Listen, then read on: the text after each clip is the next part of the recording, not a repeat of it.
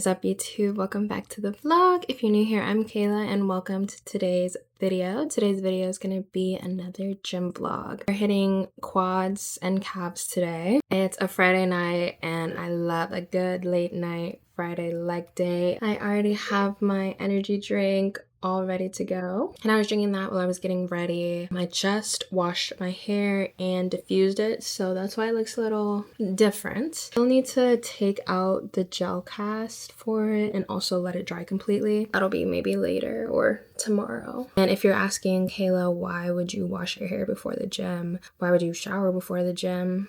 I don't know. I like to be prepared for the best day of the week, aka quad day, which is what we're hitting today. I need to make my pre-workout meal, my intro workout, drink, pick out my gym fit, get dressed, and head on out to go hit some quads. I'm really excited to hit legs Friday night. The energy drink is in my bloodstream, but I have a bomb pre-workout meal, some tunes in the car. Like, I'm so excited.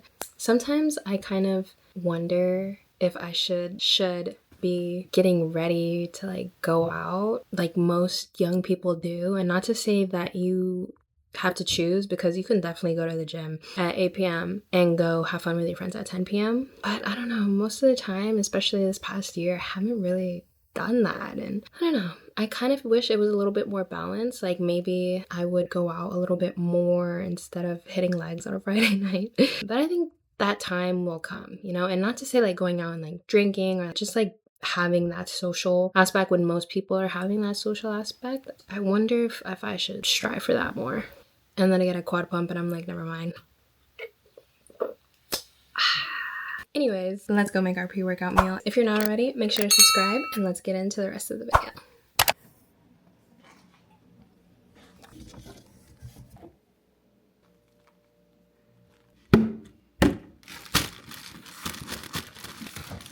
This is the pre-workout meal. So my pre-workout meal most of the time, or let me say, my pre-workout snack is not very protein heavy, to be honest. Yogurt and 3 rice cakes. I prefer to use these, or I have a little thing on my head for volume, but I like these ones or the caramel ones because they pair really well with honey. I'm gonna do 3 rice cakes, maybe 4 because I'm not really ate today. My scale. So I think I'm just gonna do like a serving and some of the yogurt. There's really not that much left in there, to be honest. Look at that. Empty. It's a little bit under 1 serving, but it's okay. And then I'm gonna top it with honey, and then I'm also gonna top the rice cakes with honey as well.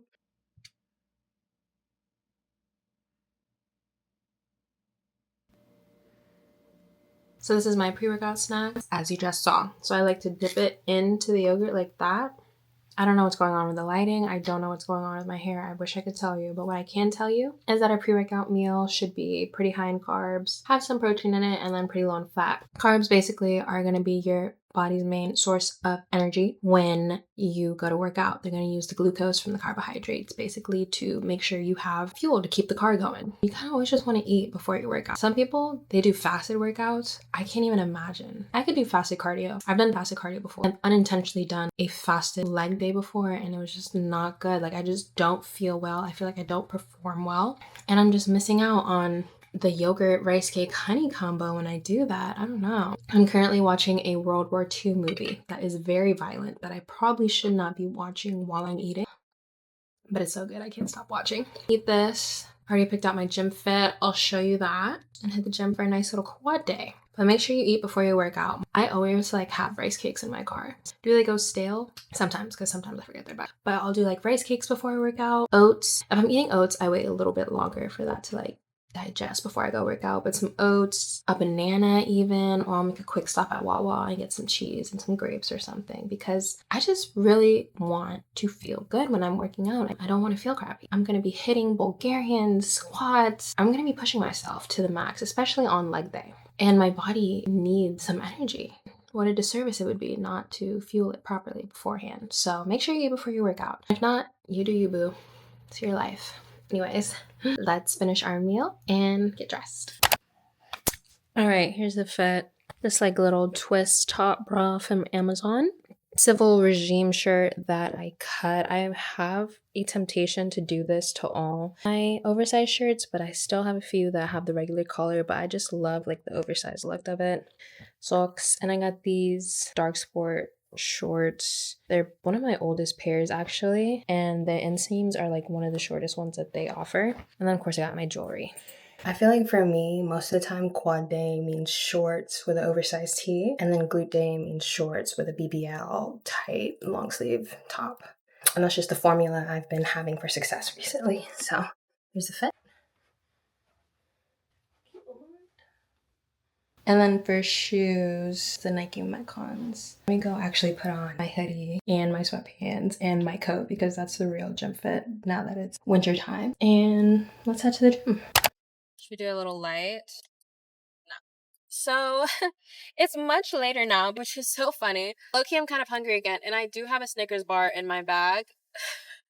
Don't ask me why I have it in there. I just do, but instead I just ate another rice cake, and I'm probably gonna have another one. So that's 5 rice cakes down the hatch. That's kind of insane. But while like we're on our drive together, I thought we could just chit chat a little bit about my bulk and like the process of gaining muscle. So if you don't know, essentially bulking is when you're eating more than you're burning off. So you're consuming a lot of calories over your maintenance calories. Your maintenance calories are the calories that help you maintain that weight that you're currently at. So currently I'm bulking, so I'm eating, I think I'm eating 200 or 300 calories over my maintenance right now. I weighed myself the beginning of this week and I've gained a few pounds, and honestly, I feel like I've gained a few pounds. I'm accelerating. Hold up. Let me get back in the right lane. I like to do a little right lane action most of the time unless I'm really feeling it. I just like to cruise. I don't have anywhere to be. Anyways, I'm eating a lot of food, right? As you just saw, I did 5 rice cakes to the face. I'm eating a lot of food. I've upped my carbs, I've upped my fat, I've upped my protein, so I've upped my overall calories, and I've gained some weight about that. And let's just talk about like the struggles that come with bulking. Obviously, I'm talking about this in the context of the gym world. I know how much of a privilege it is to be able to eat, to be able to do something like track my macros, to be able to have food in the first place. Like, I thank God for that, and I'm grateful for it. So that being said, it can be a little bit of a struggle to hit your calorie goal. So my little things that I've been doing, first and foremost, some days I will eat really big meals, and some days I will split my meals up into mini meals. I think you just kind of have to see what works for you, what meal timing looks like for you. So when you're working or something, like meal timing can be something that you have to factor into, but some days I will just do like 3 really big meals, and then other days I'll do 5 really small meals and some snacks in between. Another thing that's helped me is I eat the same thing every day. I eat the same exact thing every single day, every single week. It rarely ever changes unless I'm eating out. So that's kind of like something else, you know, like you can have a meal plan that fits your macros and you just eat that. Maybe you'll switch up your meal plan every few weeks, so you don't have to have that extra step or that extra layer of like, what am I going to cook? What am I going to eat? Like, obviously meal prepping, planning your meals beforehand, planning your macros beforehand or whatever is going to help that process. So help you hit your goals. Another thing is like looking at the nutrition label. I know that sounds basic, but the difference between an 85-15 ground beef and a 90-10 ground beef are different. They fill your macros differently. One's going to be leaner, a greater ratio between the protein and the fat, whereas 85-15 is going to have a similar protein to fat ratio, and it has more calories. Like looking at your sauces, at your coffee creamer, although coffee creamer ain't none of my business, not even in a cut. Like looking at those little things, it's like, oh, if I add a little bit of the sauce, boom, I hit my calories just now. On the inverse of that, if you're cutting, those little things really matter as well. You know, because it's like I'm eating over because I just realized that this thing is actually 500 extra calories and I didn't even know. I don't know what would be 500 calories and you don't even know that's 500 calories, but hey. So that's my little tip thing. I don't want to be like too calorie counter specific because I know a lot of people don't want to track their macros and weigh things out, and it can take away from the pleasure of eating and from the experience of living a balanced lifestyle. So I don't want to get too in depth about the whole tracking and calorie thing. I just think general advice, understand your meal timing, make sure that you're eating at the same time every day, or you're planning out your meals and when you're going to eat and sticking to that. Read the nutrition label, understand what you're eating. Of course, whole, nutrient-dense foods are always the way to go. Number 3, number 13? I forgot. I can't remember what I said, but the last thing I want to say is, like, don't get too caught up in the weight. I looked at the number on the weight scale, and mind you, like, I've never really weighed myself before. I've never used the weight as a form of progress. And when I looked at that scale, that number on there, I was like, oh, goodness. This is what I want. I wanted to bulk, right? Okay, I'm bulking. I'm gaining some weight. But it's like, ooh, I don't know how much I love that idea. It's like, ooh, I want to cut right now, actually. Like, I don't want to stick to this bulk anymore because I don't like that number on the scale. And I also don't like that, oh, I'm losing my definition a little bit either. But at the end of the day, it is a part of the process. Now, that being said, you don't have to have cutting and bulking phase. You can totally gain muscle while losing fat. Having that type of body recomposition, it just takes a little bit longer. It's a total viable route. And something that I also want you to realize, and that's something that I had to realize, is there are different paths to a goal, different ways to get to a certain goal. What way works for you? You get to decide that. Hello, it's your life. You get to decide. And you kind of just got to see what works best for you or what you just want to try out that day. So that's my little spiel on my bulking. My stomach is feeling a little bit iffy. I don't know what it is. Maybe it's the 5 rice cakes to the face. Maybe it's because it found out that I wasn't going to eat the chocolate bar and now it's getting upset. But nothing is getting in the way of this leg day that I'm about to hit. I'm so excited, fired up. So let's get into it. We're hitting quads. I still have like 20 more minutes in traffic, but yeah. Okay, peeps, so I hope you enjoyed that really long yap session because there's about to be another one, but this time we're talking about legs. So as we've already established, it's quad day, aka best day. I always start off with some hamstring curls. I do these, of course, after my mobility work, so doing some hip opener exercises, some dynamic stretching, and then I do some hamstring curls just to prepare for my first compound movement, which is always going to be some type of squat. I love doing hamstring curls first just because they really help my knees. And I don't know, it just feels way better squatting when I do these first. And then I'm going into my compound movement of a pendulum squat. Now, this is what a set to failure truly looks like. You're going to see what mechanical failure actually looks like.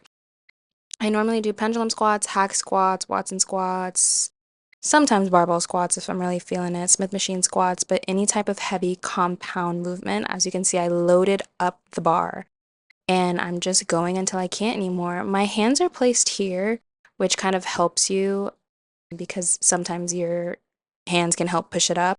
And then I placed it on the bar right in front of the squat, which actually makes it a little bit harder because your hands can't help you place it up. I don't know what I was thinking. And then as you can see, I literally failed.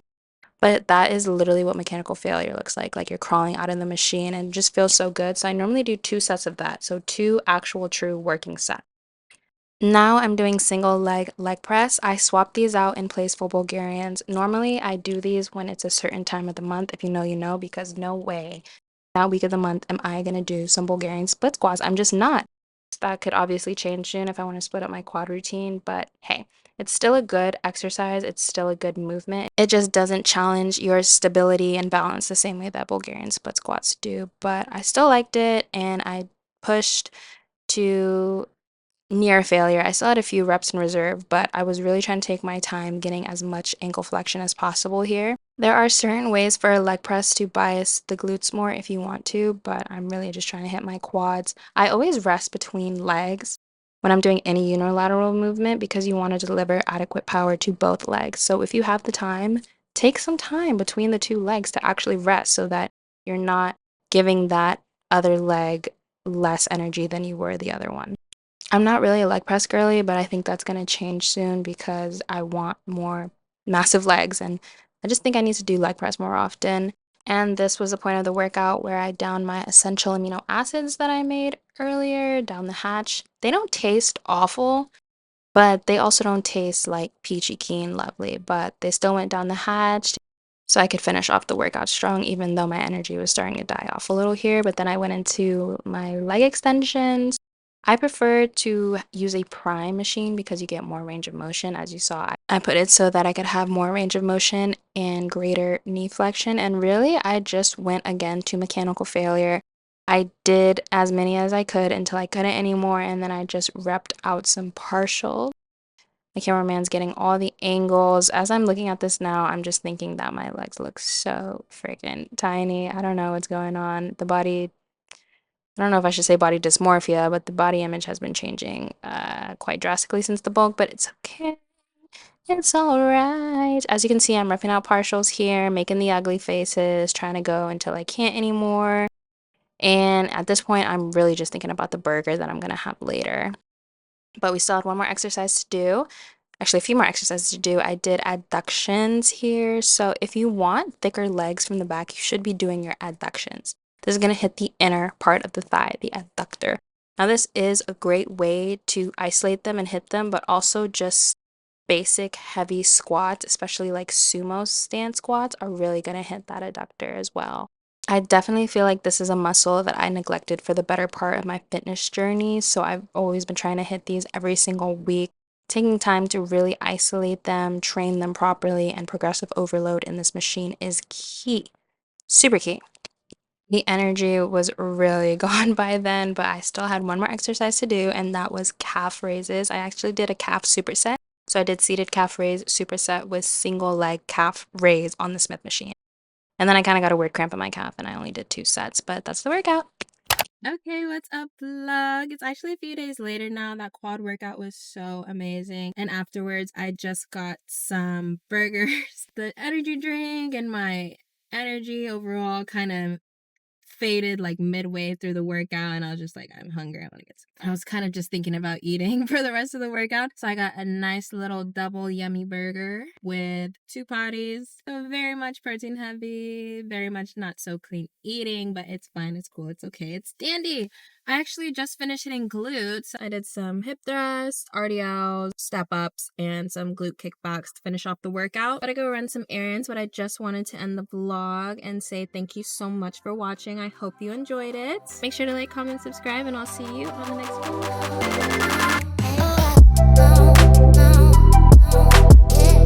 video.